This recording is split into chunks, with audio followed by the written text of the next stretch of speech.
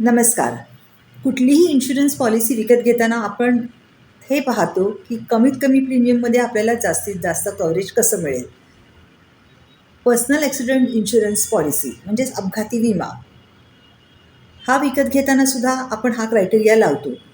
आणि आज ह्या विम्याच्या जेवढ्या पण पॉलिसीज वेगवेगळ्या कंपनींच्या अवेलेबल आहेत त्याच्यामध्ये भरपूर व्यापक असं कव्हरेज आहे. बेसिक कव्हरेज जे असतं बाबा अपघाती निधन म्हणा किंवा अपघाती अपंगत्व ह्याच्या व्यतिरिक्त भरपूर ॲडॉन्स सगळ्या कंपनीज ऑफर करतात. तर कव्हरेज काय आहे हे बघणं जितकं महत्त्वाचं असतं ना तितकंच महत्त्वाचं असतं पॉलिसीमध्ये एक्सक्लुजन्स काय आहे हे बघणं. कारण एखाद्या वेळी आपल्याकडनं नकळत एखादी अशी घटना घडून जाते की ज्याच्यामुळे ह्या पॉलिसी अंतर्गत जर क्लेम आपण केला तर तो क्लेम कंपन्यांकडनं रिजेक्ट होऊ शकतो. तर अशा काय घटना आहेत किंवा अशी काय एक्सक्लुजन्स आहेत महत्त्वाची ते आपण आता पाहणार आहोत. याच्यासाठी आपण पहिल्यांदा ॲक्सिडेंट म्हणजे काय, अपघात म्हणजे काय हे महत्त्वाचं आहे हे जाणून घेऊया. किंवा अपघात म्हणजे sudden, unforeseen, इनव्हॉलंटरी event cause by external, visible and violent means. म्हणजे सडन म्हणजे अचानक, अनफॉर्सिन म्हणजे अकल्पित, अनपेक्षित, इनव्हॉलंटरी म्हणजे अनैच्छिक अशी घटना जी अशा गोष्टींमुळे घडते की जी गोष्ट बाह्य असते, दृश्य असते आणि हिंसक असते. ठीक आहे. त्यामुळे अपघातामध्ये एखादा मोठ्याचा अपघात पण येऊ शकतो, वाहून जाणं, एखादा सर्पदंश, या सगळ्या अशा अनपेक्षित गोष्टी असतात आणि ह्या अपघात या व्याख्येत येतात. तर आता काय काय पर्सनल ॲक्सिडेंट पॉलिसीमध्ये काय काय एक्सक्लुजन्स आहेत ते आपण बघूया.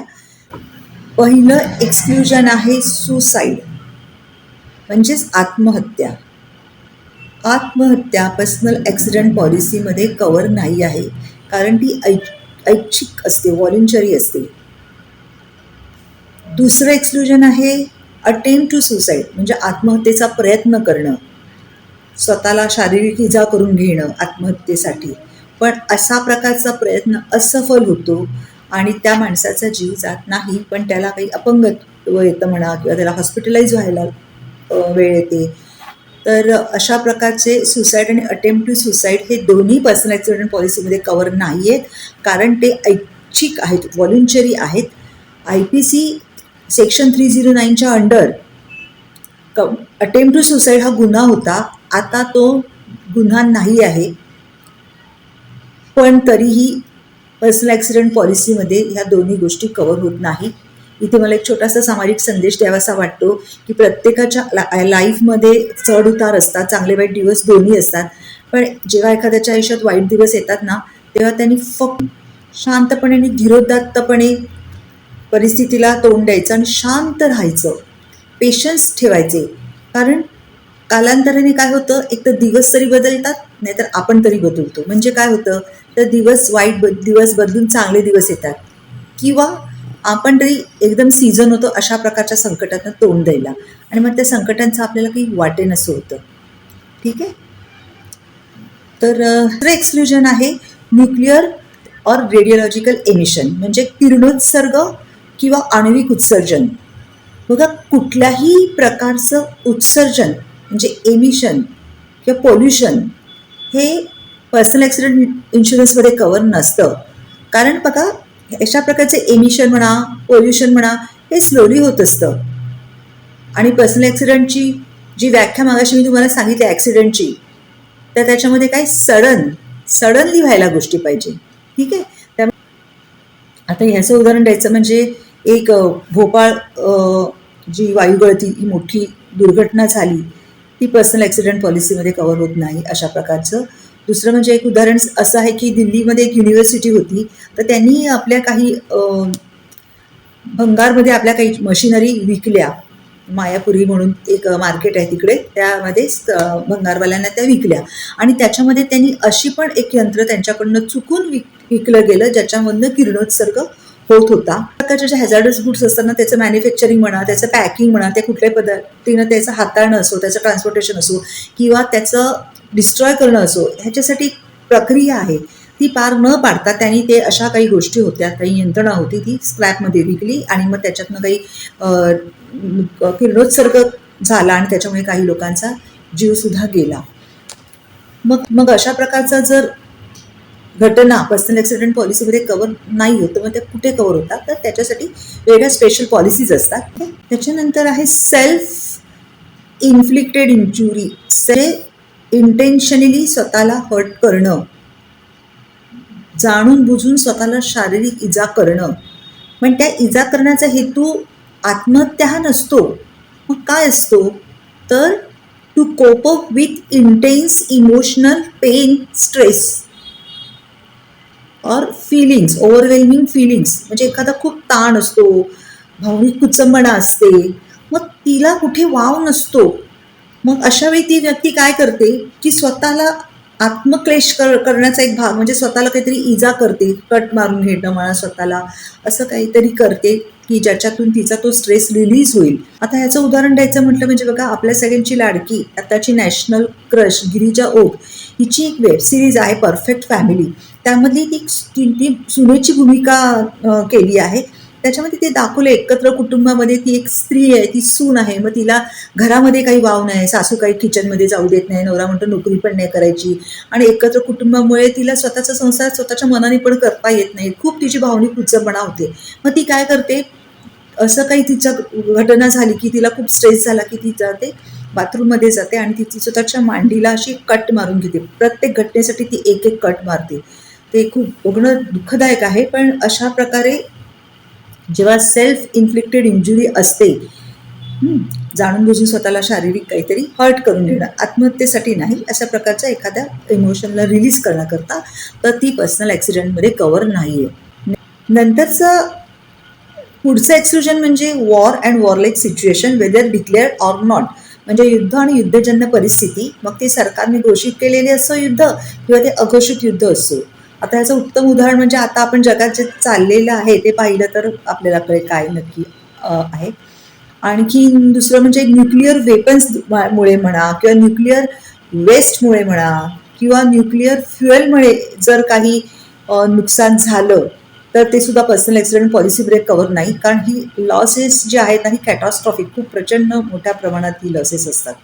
एक्सक्लुजन आहे टेररिझम म्हणजे दहशतवाद. दहशतवाद हा काही पर्सनल ॲक्सिडेंटमध्ये इनबिल्ट कव्हर असतो, काही पर्सनल ॲक्सिडेंटमध्ये तो कव्हरच नसतो म्हणजे एक्सक्लुडेड असतो, आणि काही पर्सनल ॲक्सिडेंट पॉलिसीमध्ये तो ॲडिशनल प्रीमियम भरून ॲड ऑन कव्हर म्हणून घेता येतो. प्रत्येक इन्शुरन्स कंपन्यांचे प्रोडक्ट वेगवेगळे असतात. दहशतवादाचे प्रकार सुद्धा वेगवेगळे आहेत. दहशतवाद न्यूक्लिअर किंवा केमिकल असू शकतो, जसं आपण बघितलं मुंबईत काही वर्षापूर्वी खूप बॉम्बस्फोट झाले होते. आणि दहशतवाद हा बायोलॉजिकल पण असू शकतो, बायोलॉजिकल टेररिझम पण असू शकतो, ज्याच्यामध्ये जाणून बुजून एखादा विषाणू सोडला जातो. म्हणजे मध्यंतरी करोनाच्या बाबतीत पण अशी अफवा होती ना की कदाचित तो जाणून बुजून तो विषाणू सोडला गेला असेल. त्याच्यानंतर पुढचं एक्सक्लुजन आहे रिबेलियन, म्हणजेच act of arm resistance to unestablished government.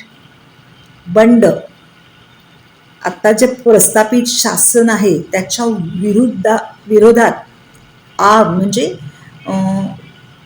सशस्त्र असं बंड. काही दिवसापूर्वीच आपल्या शेजारच्या देशांमध्ये आणि आत्ताही जे काय चालू आहे ते तुम्ही बघितले, गव्हर्नमेंटच्या विरोधात सशस्त्र बंड, तर ते सुद्धा कव्हर नाही आहे. बघा, इलिगल गोष्टी ना कव्हर नसतात, तर हा पण एक प्रकारचा देशद्रोह म्हणू शकतो ना याला, त्यामुळे ते कव्हर नाही आहे. एक्सक्लुजन आहे कमिटिंग अँड ॲसल्ट, म्हणजे प्राणघातक हल्ला करणं. आता ही गोष्ट सुद्धा इलिगल असल्यामुळे ही पर्सनल ॲक्सिडेंट पॉलिसीमध्ये कव्हर नाही आहे. दुसरं एक्सक्लुजन आहे, महत्त्वाचं आहे समजून घ्या, voluntary self exposure to sports, hazardous activities, adventurous activities.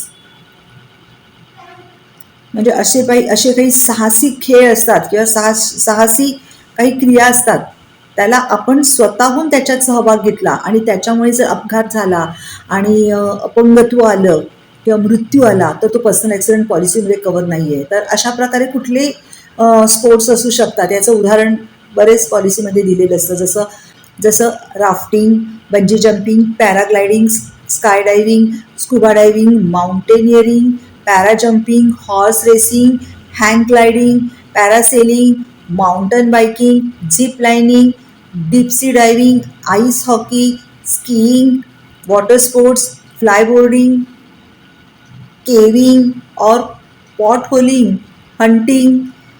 Caving और पॉट होलिंग म्हणजे असं बघा, आपण कधी कधी बघा अशा गुहा असते आणि आतमध्ये एखादं देवस्थान असतं आणि आपल्याला सरपटत जावं लागतं अशा छोट्याशा गुहेतून.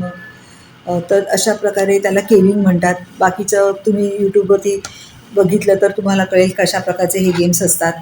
हंटिंग तर कवर नाहीच आहे, कारण हंटिंग हे इलिगल आहे. हंटिंग करण्यासाठी पण गव्हर्नमेंटची परमिशन घ्यावी लागते. आत्ताचं उदाहरण म्हणजे बघा, बिबट्या बऱ्याच ठिकाणी बऱ्याच गावामध्ये घुसून नरभक्षक बिबटे झाले होते. मग त्याच्यासाठी खास गव्हर्नमेंटकडनं परमिशन काढावी लागली त्यांचं शिकार करण्याकरता. तर हंटिंग असं पण इलिगल असल्यामुळे कवर नाहीच आहे. नंतर यॉटिंग किंवा बोटिंग आउटसाईड कोस्टल वॉटर्स, म्हणजे या देशाचं जे तटवर्तीय क्षेत्र आहे त्याच्या आजूबाजूला जो समुद्र आहे तो अप टू 2 नॉटिकल मैल्स तुमचं बोटिंग आणि यॉटिंगमध्ये काही नुकसान झालं तर ते कव्हर्ड आहे, पण त्याच्या पलीकडे ते कव्हर्ड नसतं. आता ह्याच्यात पण मी बघितलं आहे की काही कंपन्यांच्या पॉलिसीमध्ये ना अशा प्रकारचे ॲडव्हेंचरस गेम बिलकुलच कव्हर नाही आहेत. काही कंपन्यांच्या पॉलिसीमध्ये अशा प्रकारचे ॲडव्हेंचरस गेम ॲडिशनल प्रीमियम देऊन ॲड ऑन म्हणून कव्हर आहेत. आणि काही कंपन्यांनी अगदी स्पेसिफिकली लिहिलं पण आहे की आउट ऑफ इंडिया पण जर असं काही झालं तर ते कव्हर्ड आहे. अशा प्रकारे लॉस ॲडव्हेंचरस गेम खेळताना झाले तर कव्हर्ड आहेत. याच्यामध्ये अजून एक मुद्दा असा आहे की काय कव्हर्ड नाही की participation in any professional sports, bodily contact sports और potentially dangerous sports for which you are not trained unless otherwise opted for. कारणच द्यायचं झालं ना तर कुस्ती ही बॉडीली कॉन्टॅक्ट स्पोर्ट्स आहे आणि त्याच्यासाठी विशिष्ट ट्रेनिंगची गरज असते, हो की नाही. आणि असं जर ट्रेनिंग जर न घेताच मी म्हटलं कुस्ती खेळायची तर ते कव्हर नाही इन्शुरन्स पॉलिसीमध्ये, अनलेस अदरवाईज ऑप्टेड फॉर, म्हणजे वेगळं प्रीमियम देऊन प्रपोजल फॉर्ममध्ये खास ते लिहिलेलं असलं पाहिजे, ठीक आहे, आणि कंपनीने ते ॲक्सेप्ट केलं पाहिजे. In that case only it is covered, otherwise नाही. तुम्हाला माहिती आहे की अशा प्रकारचे बघा गेम्स जे असतात, ॲडव्हेंचरस स्पोर्ट्स वगैरे असतात, त्याच्यात तुम्हाला जेव्हा जायचं असेल ना त्याच्या आधी एक फॉर्म भरून घेतला जातो तुमच्याकडनं की तुम्ही तुमच्या रिस्क करत असतात. कारण मग अशा प्रकारचे गेम्स हे नेहमीच रिस्की असतात. तर मगाशी सांगितल्याप्रमाणे काही पॉलिसीमध्ये हे अशा प्रकारे ॲडव्हेंचरस गेम कव्हर्ड आहेत, काही पॉलिसीमध्ये ते कव्हर्ड नाही आहेत. काही पॉलिसीमध्ये ते तुम्ही प्रोफेशनल म्हणून करत असाल तर कव्हर्ड नाही आहे, अदरवाईज कव्हर्ड आहेत. ते हा सगळ्या बारकावे तुम्हाला बघावे लागतील. आणि याचं अतिशय दुःखद उदाहरण असं आहे की नुकत्याच आपल्या भारतामध्ये एका अतिशय मोठ्या उद्योजकाचा भारताच्या बाहेर स्कीइंग करत असताना अपघाती मृत्यू झाला. तर कृपया ह्या सगळ्या गोष्टी ध्यानात घ्या. व्यक्तिशः मला विचारायला तर मी कुठल्याही प्रकारच्या अशा गेममध्ये भाग घेत नाही, कारण मुळात मला भीती वाटते. उगाचच मला माझा जीव धोक्यात नसतो घालायचा. परत मला माहिती नसतं की अशा प्रकारचे गेम्स वगैरे जे ऑर्गनाईज करतात त्यांच्याकडे प्रॉपर ट्रेन लोक आहेत का, आणि त्यांच्याकडे जी यंत्रणा आहे तिचा प्रॉपर मेंटेनन्स होतो का. पुढचं एक्सक्लुजन आहे any loss arising out of insured persons actual or attempted commission or wilful participation in an illegal act. एखादा बेकायदेशीर कृती एखाद्या व्यक्तीने स्वेच्छेने केली किंवा अशा एखाद्या बेकायदेशीर कृतीमध्ये, गुन्ह्यामध्ये एखादा माणूस स्वेच्छेने जर त्याने त्याच्यात सहभाग घेतला तर त्याच्यामध्ये जर त्याला काही अपंगत्व आलं किंवा त्याचं निधन झालं तर त्याला personal accident insurance under cover मिळत नाही. आता उदाहरण द्यायचं, डकैती. मी एखाद्या ठिकाणी डकैती टाकायला गेली किंवा अजून एखादा ग्रुप आहे त्याला मी जॉईन झाली आणि त्या दरम्यान जर मला काही इजा झाली तर ती कशी कव्हर असणार, नाहीच कव्हर असणार, कारण ते इलिगल ॲक्ट आहे. पुढचं एक्सक्लुजन आहे any violation or attempted violation of law or resistance to arrest or illegal activities etcetera with criminal intent. आता त्याच्यात विथ क्रिमिनल इंटेंट हे अंडरलाईन आहे. आता ह्या गोष्टीचे 2 भाग आहे. समजा एखादी व्यक्ती स्वेच्छेने एखादा गुन्हा तिने केला किंवा स्वेच्छेने ती त्या गुन्ह्यात सहभागी झाली किंवा ती व्यक्ती आरोपी आहे किंवा संशयित आहे म्हणून पोलिसांनी तिला पकडलं आणि ते अरेस्ट करत असताना पोलिसांशी त्याची चटापट झाली. या तिन्ही केसमध्ये जर त्याला शारीरिक इजा झाली किंवा त्याचं निधन झालं तर ते पर्सनल ॲक्सिडेंट पॉलिसीमध्ये कव्हर नाही आहे. पण ह्याला अपवाद असा आहे की ही गोष्ट करत असताना जर त्याचं स्वतःचा हेतू, त्याचं स्वतःचं इंटेन्शन हे क्रिमिनल नसेल, म्हणजे त्याचा हेतू हा गुन्हेगारी प्रकारचा नसेल तर ते कव्हर आहे. कसं ते मी तुम्हाला सांगते. आता समजा माझ्या गावामध्ये एक रेल्वे लाईन आहे. आता ती रेल्वे लाईन मला क्रॉस करून पलीकडे जायचं असेल काही कामासाठी, पण त्याच्यासाठी रेल्वेने ती रेल्वे लाईन जी क्रॉस रूळ असतात ते क्रॉस करण्यासाठी जर काही ब्रिज नसेल किंवा अंडरग्राऊंड काही रस्ता नसेल तर मला ते रेल्वे लाईन क्रॉस ही करावीच लागणार चालत अशी सरळ जाऊन, हो की नाही. पण अशा प्रकारे रेल्वे लाईन क्रॉस करणं हे रेल्वे ॲक्टप्रमाणे गुन्हा आहे, पण माझ्याकडे पर्याय नाही आहे आणि त्यामुळे मला तो करावा लागतो आहे. आणि तो करताना माझ्यामध्ये काही असं गुन्हेगारी गुन्हा करण्याचं पण माझं काही मोटिवेशन नाही आहे. तर त्यामुळे त्यावेळी जर नुकसान मला काही झालं, अपघात झाला तर तो मात्र पर्सनल ॲक्सिडेंट पॉलिसीमध्ये कव्हर आहे. कळलं ना? ठीक आहे. म्हणजे कुठलीही गुन्हेगारी स्वरूपाचं काम असेल पण त्याच्यामध्ये तुमचं इंटेन्शन गुन्हेगारी नसेल तर ते कव्हर आहे. आता ते केस टू केस मग बघावं लागतं त्यावेळी जेव्हा क्लेम येतो तेव्हा. त्याच्यानंतर पुढचं एक्सक्लुजन आहे ॲक्ट ऑफ फॉरेन एनिमी किंवा सिव्हिल वॉर किंवा इन्सरेक्शन, म्हणजेच बंड किंवा गृहयुद्ध. आता आपण बघतो ना आपल्या आजूबाजूच्या आपल्या देशांमध्ये तेच आहे ना, गृहयुद्धच चालू आहे. आपापसात काही तरुण पिढी आहे ज्यांना त्या तिकडच्या ज्या प्रस्थापित शासकांविरुद्ध असंतोष आहे, मग ते गृहयुद्ध चालू झालं त्यांच्याकडे, तर त्याच्यामध्ये जर काही नुकसान झालं तर ते कव्हर नाही आहे. पुढचं एक्सक्लुजन आहे बाय डिसीज किंवा इन्सॅनिटी किंवा म्हणजेच डिसीज किंवा इन्सॅनिटी. बघा, डिसीज म्हणजे आजार हा कव्हर होतच नाही पर्सनल ॲक्सिडेंटमध्ये, कारण ती अपघाती विमा आहे, त्याच्यामध्ये आजार नाही कव्हर होत. पण अशा प्रकारे जर एखाद्या व्यक्तीने वेड्याच्या भरामध्ये किंवा एखाद्या इमोशनल डिसऑर्डरमुळे म्हणा किंवा मेंटल नर्वसनेसमुळे एखाद्या नैराश्याच्या भरात जर त्या व्यक्तीने स्वतः काही इजा करून घेतली त्याला किंवा जर त्याचं निधन झालं तर ते मात्र पर्सनल ॲक्सिडेंटमध्ये कव्हर नाही. आता उदाहरण समजा काही प्रकारचे जे आजार असतात त्याच्यामध्ये हॉल्युसिनेशन होतं, म्हणजे असं मतिभ्रम होतो. तर समजा एखादी व्यक्ती आहे, तिला एखादा असा प्रकारचा मानसिक आजार आहे आणि त्या व्यक्तीला असं वाटतं की या खिडकी, त्याच्या घराला तो वरच्या मजल्यावर राहतोय हाय फ्लोअरला आणि घराला एक खिडकी आहे आणि त्याला असं वाटतं की त्या खिडकीच्या बाहेरून त्याला असं हॉल्युसिनेशन झालं आहे, मतिभ्रम झाला की त्या खिडकीच्या बाहेरून आहे ना असे सैनिक येत आहे घोड्यावरून असे सशस्त्र आणि ते माझ्यावर आता हल्ला करणार आहे. मग त्याला वाटतं बापरे आता मी काय करू. मग तो त्या सैनिकांपासून स्वतःला वाचवण्याकरता, तो हल्ला वाचवण्याकरता तो काय करतो, वरून खाली उडी घेतो. ठीक आहे. त्यामुळे अशा प्रकारच्या इन्सॅनिटी म्हणा किंवा मेंटल किंवा नर्वसनेसमुळे म्हणा, इमोशनल डिसऑर्डरमुळे जर व्यक्तीने स्वतःला असं काही करून घेतलं इजा, तर ती पर्सनल ॲक्सिडेंट इन्शुरन्समध्ये कव्हर नाही आहे. पुढचं एक्सक्लुजन आहे circumcision and vaccination or inoculation. Circumcision म्हणजे पुरुषांच्या बाबतीत ही शस्त्रक्रिया केली जाते. कधी कधी ते डॉक्टर पण ॲडवाईस करतात, कधी कधी काही धर्मांमध्ये तो एक धार्मिक विधीचा भाग म्हणून पण केली जाते, तर ती कव्हर नाही आहे. आणि वॅक्सिनेशन आणि इनॉक्युलेशन म्हणजे काय. इनॉक्युलेशन ही एक व्यापक टर्म आहे आणि वॅक्सिनेशन तिचा भाग आहे. इनॉक्युलेशन म्हणजे शरीरात असे काही घटक टाकले जातात की ज्याच्यामुळे व्यक्तीची, त्या माणसाची प्रतिकारशक्ती वाढते, इम्युनिटी वाढते.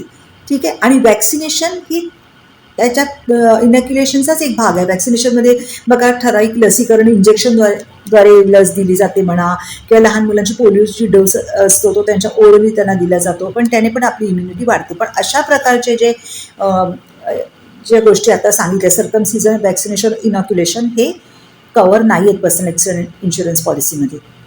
नंतरचं एक्सक्लुजन आहे अंडर इन्फ्लुएन्स ऑफ इंटॉक्सिकेशन, लिकर, drug, abuse of intoxicating or hallucinogenic substances including all forms of narcotic drugs and alcohol.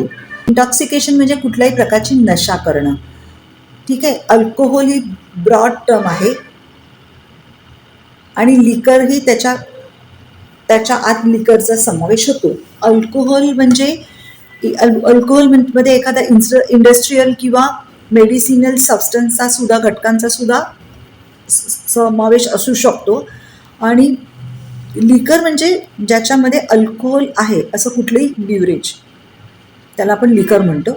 तर अशा प्रकारे एखादी व्यक्तीने कुठली नशा केली असेल, दारू म्हणा किंवा ड्रग्स म्हणा काही घेतले असेल आणि त्यामुळे त्याला जर काही अपघात झाला किंवा त्याला काही अशा प्रकारचं शारीरिक इजा किंवा निधन झालं, तर ते सुद्धा पर्सनल ॲक्सिडेंट इन्शुरन्स पॉलिसीमध्ये कवर नाही आहे.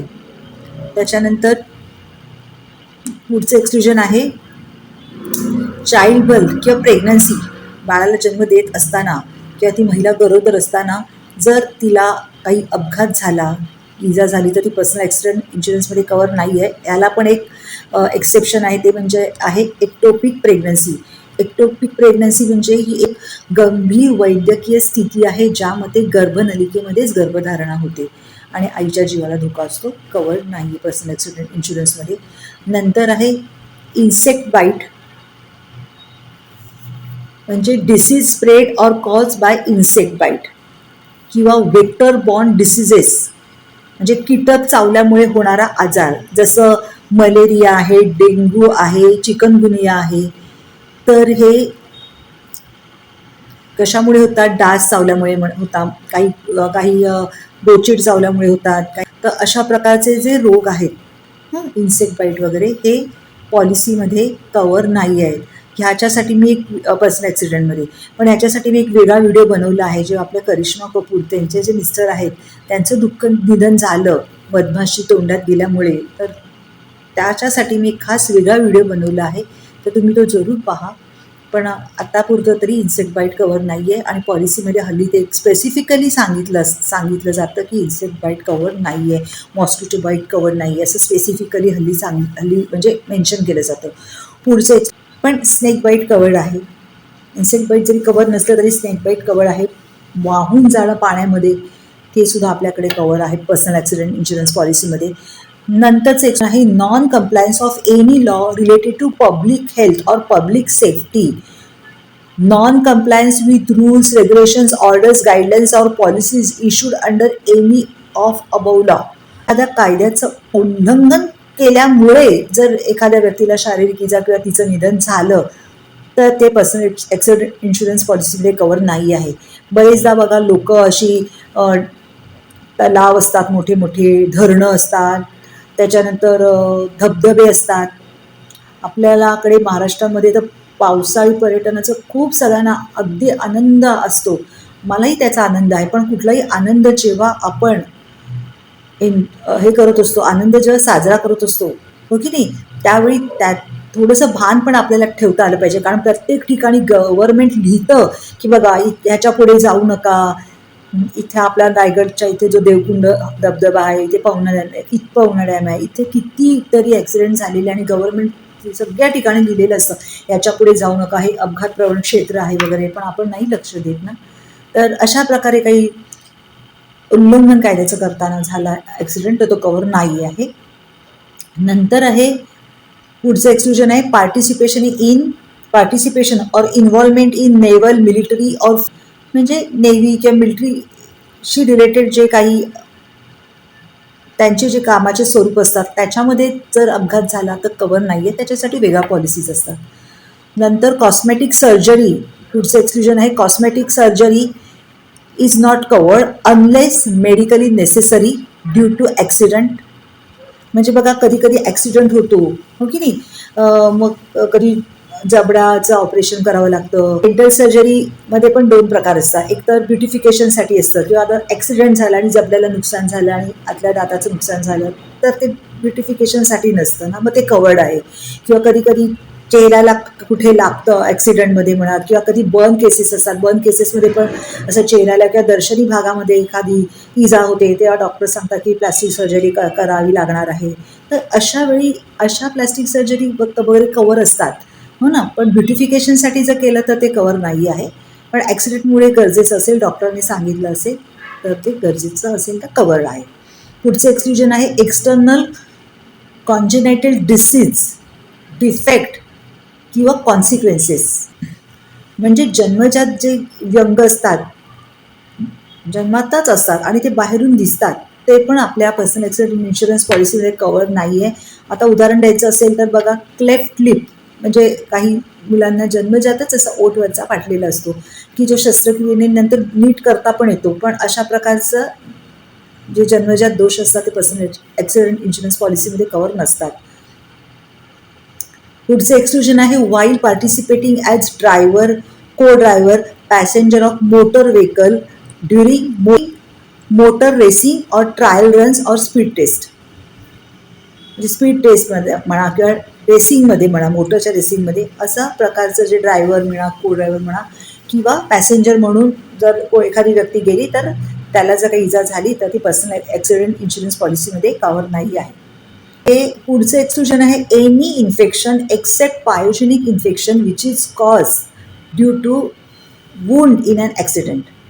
म्हणजे कुठल्याही प्रकारचं इन्फेक्शन हे पर्सनल ॲक्सिडेंट पॉलिसीमध्ये कव्हर होत नाही, पण अपघातामुळे एखादी जखम झाली आणि त्या जखमेमुळे पायोजेनिक इन्फेक्शन झालं, पायोजेनिक म्हणजे पू ज्याच्यातनं येतो असं इन्फेक्शन काही झालं तर मात्र ते पर्सनल ॲक्सिडेंट पॉलिसीमध्ये कव्हर आहे. ठीक आहे, नॉर्मल इन्फेक्शन नाही. नंतर पुढचं एक्सक्लुजन आहे कम्युनिकेबल डिसीज और एपिडेमिक और पॅन्डेमिक इलनेस. कम्युनिकेबल डिसीज म्हणजे कुठलाही संसर्गजन्य आजार हा पर्सनल ॲक्सिडेंट पॉलिसीमध्ये कव्हर नाही आहे. आता एपिडेमिक आणि पॅन्डेमिकमध्ये फरक काय आहे? एपिडेमिक म्हणजे जी पर्टिक्युलर रिजनमध्ये असतं, जसं डेंग्यू म्हणा, आणि पॅन्डेमिक म्हणजे जे ग्लोबल आंतरराष्ट्रीय स्तरावर असतं म्हणजे कोरोना. तर अशा प्रकारचं कोविड, तर अशा प्रकारचं कुठलंही कम्युनिकेबल डिसीज संसर्गजन्य आजार कव्हर नाही आहे. शेवटचं एक्सक्लुजन, तुम्ही एखाद्या एअरक्राफ्टमध्ये चढत असाल किंवा प्रवास करत असाल किंवा उतरत असाल आणि जर तुम्हाला काही अपघात झाला तर तो पर्सनल ॲक्सिडेंट पॉलिसीमध्ये कव्हर नाही आहे. पण ह्याला एक अपवाद आहे, जर तुम्ही त्याचं प्रॉपर फेअर पेईंग पॅसेंजर असाल, म्हणजे जर तुम्ही प्रॉपर तिकीट काढून प्रवास करत असाल आणि ज्या एअरलाईन असेल ती जर रेकग्नाइज एअरलाईन्स असेल, जर लायसन्स एअरलाईन असेल आणि तिचा जो रूट असेल तो पण जर शेड्यूल रूट असेल तर मात्र अशा प्रकारचा अपघात जर काही त्याला झाला तर तो कव्हर आहे. सगळ्यात महत्त्वाचा प्रश्न असा की मर्डर पर्सनल ॲक्सिडेंट इन्शुरन्स पॉलिसीमध्ये कव्हर आहे का? मर्डर हा पर्सनल ॲक्सिडेंट इन्शुरन्स पॉलिसीमध्ये कव्हर आहे unless it is specifically excluded from the policy. ठीक आहे, जोपर्यंत पॉलिसीमध्ये स्पेसिफिकली मेन्शन केलं जात नाही की मर्डर कव्हर नाही तोपर्यंत PA पॉलिसीमध्ये मर्डर कव्हर आहे. बऱ्याचशा केसेसमध्ये माननीय कोर्टाने पण असा आदेश दिलेला आहे की मर्डर म्हणजे हत्या ही पर्सनल ॲक्सिडेंट इन्शुरन्स पॉलिसीमध्ये कव्हर आहे. पण असं सरळ विधान करायच्या आधी मी तुम्हाला हे सांगू इच्छिते की ह्याच्यामध्ये पण केस टू केस हा प्रत्येक केसचा वेगळा स्टडी केला जातो आणि त्यानुसार तसं ठरवलं जातं. मग त्याच्यामध्ये त्या मर्डरचं इंटेन्शन बघितलं जातं, त्याच्यानंतर तो मर्डर ॲक्सिडेंटल आहे का हे बघितलं जातं, की तो मर्डर प्री प्लॅन आहे का हे बघितलं जातं, तो मर्डर जो आहे तो व्हायलंट मीन्सने झालेला आहे की नाही हे बघितलं जातं. म्हणजे एखाद्याला बघा स्टॅबिंग केलं, चाकूसुराने भुकसलं हो की नाही, तर असं आणि त्याच्यानंतर अजून एक गोष्ट बघितली जाते की murder is not a result of deliberate act of insured.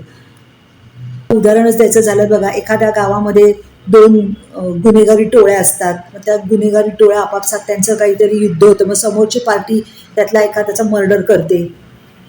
तर ते जेव्हा तुम्ही दुसऱ्याकडे जातात बिंदुकी घेऊन, तलवारी घेऊन किंवा अजून काही हत्यार घेऊन त्यांना मारण्यासाठी, तर तेव्हा होऊ शकतं ना की तेच तुमचा मर्डर करतील. त्यामुळे हे डेलिबरेट ॲक्ट ऑफ द इन्शुअर्डमुळे पण झालेला मर्डर आहे, त्यामुळे त्याचा वेगळा विचार करावा लागतो. अजून एक उदाहरण द्यायचं, मर्डर एक आहे की मला हा कधी कधी प्रश्न पडतो की murder is covered unless insured cause it. मग कोण माणूस स्वतःचाच मर्डर करून घेईल आणि ते पण प्लॅनिंग वगैरे करून? तसं होणार नाही असं मला आत्तापर्यंत वाटत होतं. पण मी कालच एक यूट्यूबवरती एक मराठी पिक्चर बघितला. पिक्चरचं नाव आहे पॉवर गेम. त्याच्यामध्ये एक पॉलिटिकल लीडर असतो, एका स्टेटचा चीफ मिनिस्टर असतो, तो स्वतःच मर्डर करून घेतो. प्रॉपर प्लॅन मर्डर हायर करून जे असतात ना प्रॉपर सुपारीवाले वगैरे, त्यांच्याकडून तो स्वतःचाच मर्डर करून घेतो आणि ते लॉजिकल होतं, त्याच्यामध्ये पटण्यासारखं होतं. तर अशाही गोष्टी होऊ शकतात का, याचाही अभ्यास कदाचित ज्यांनी पॉलिसी बनवली तेव्हा त्यांनी केला असेल. त्यामुळे अशा सगळ्या गोष्टी बघाव्या लागतात मर्डरच्या बाबतीत. आणखीन एक महत्त्वाची गोष्ट अशी की पॉलिसीमध्ये जो इन्शुर्ड आहे त्याची जर हत्या किंवा त्याचा जर मर्डर एखाद्या व्यक्तीने केला आहे आणि ती व्यक्ती त्या पॉलिसीच्या अंडर बेनिफिशरी असेल, तर अशा प्रकारे तो जो क्लेम असतो तो त्या बेनिफिशरीला मिळत नाही. इन दॅट केस तो क्लेम कोणाला मिळेल, काय मिळेल याच्या बाबतीत वेगळी प्रक्रिया राबवली जाते. व्हलनरल डिसीजेस किंवा सेक्शुअली ट्रान्समिटेड जे डिसीजेस असतात, म्हणजे लैंगिक संक्रमणाने जे आजार होतात, ते सुद्धा पर्सनल ॲक्सिडेंट इन्शुरन्स पॉलिसीमध्ये कवर होत नाही.